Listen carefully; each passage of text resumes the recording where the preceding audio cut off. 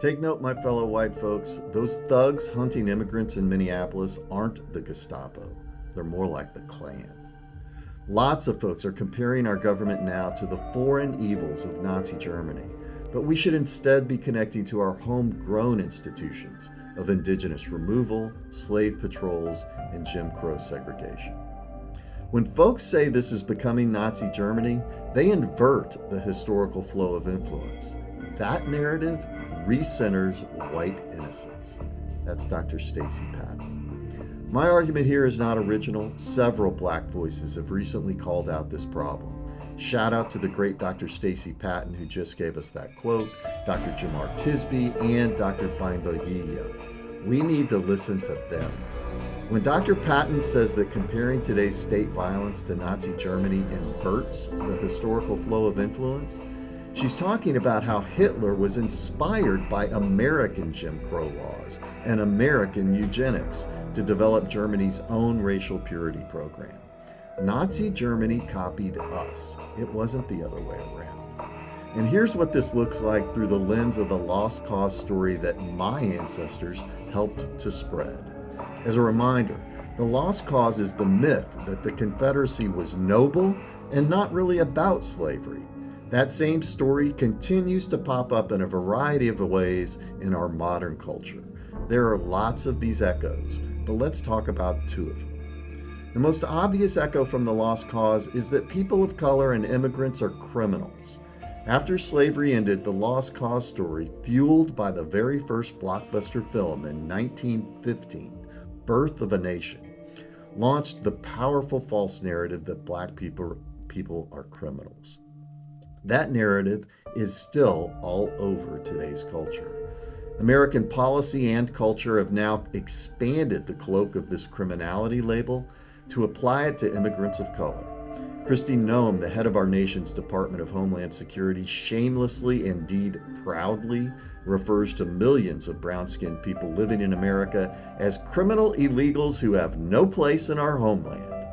And just as the lost cause story propelled the second coming of the Ku Klux Klan to enforce racial hierarchy through terror, today we watch our federal government impose terror on immigrant communities and anyone who comes to their defense.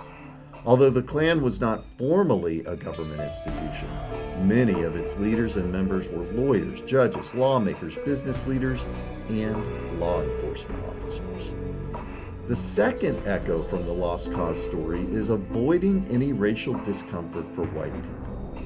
One of the primary purposes of the lost cause narrative was to provide comfort to Confederates who had not only just lost a war, but also lost the institution of slavery that provided them economic wealth and power.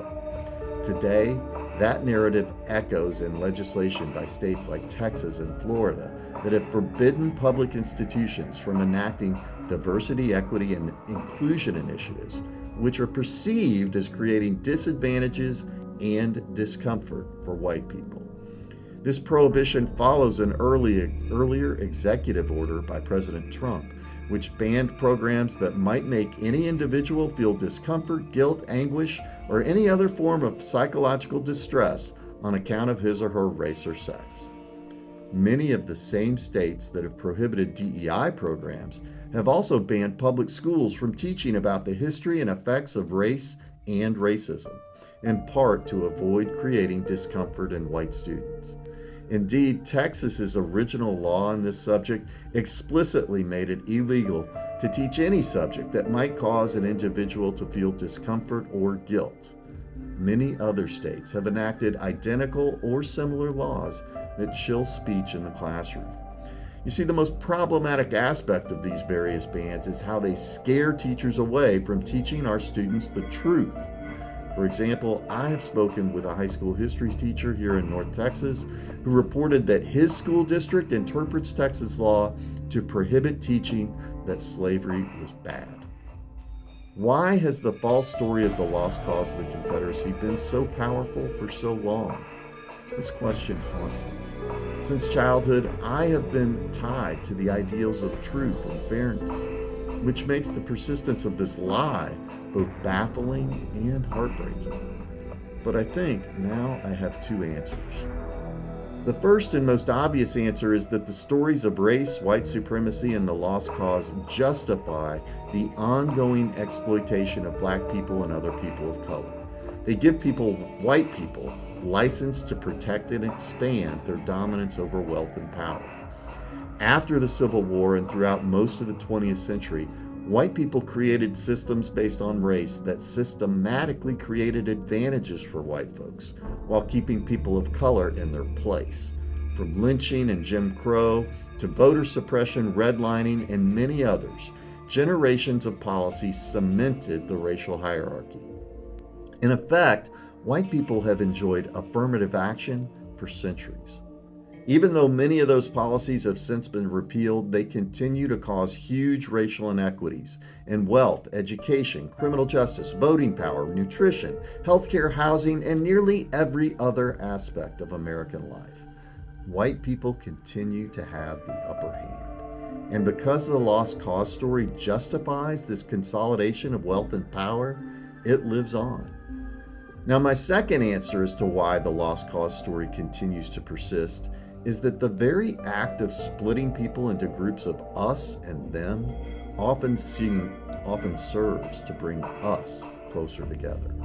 The division itself creates a mindset that can foster connections and bonds within the in-group.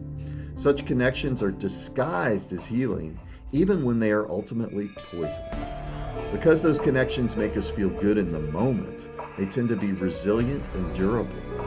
Being part of a team that is unified in opposition to another group can often create a lasting sense of community, even while it leads to devastating consequences with respect to relations with that opposing group.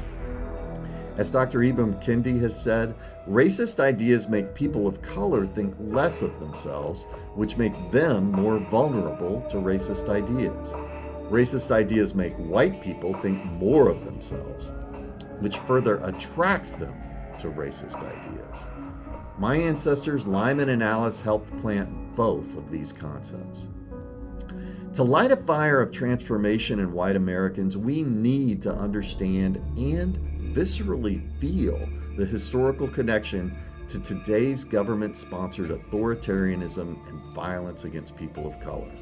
The purpose of this Healing White History project is to show other white folks how my attitude toward racial reparations was fundamentally changed by creating such a personal connection between me, my racist ancestors, and the toxic stories of white superiority that I inherited from them. As white people, our ancestors built the systems that continue to cause racial harm and which now have led to authoritarian state violence. As inheritors of the toxic stories of our ancestors and beneficiaries of the racist systems that they helped create, it's our responsibility to break those systems down and repair the harms that they've caused. And that's why white people need to stop comparing our current government to Nazi Germany. Instead, we need to listen to the black voices that started this essay. Stop treating authoritarianism as a foreign concept and own up to its white origins. It all started here with our ancestors.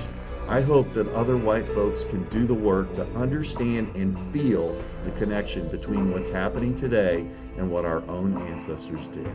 That connection makes it much more clear that it's our job to fix it. To learn more about how creating connections with our ancestors can heal and inspire white folks to fix the systems of racial harm that those ancestors built, please subscribe to my Substack. The link is in the description below. See you next time for more Healing White History.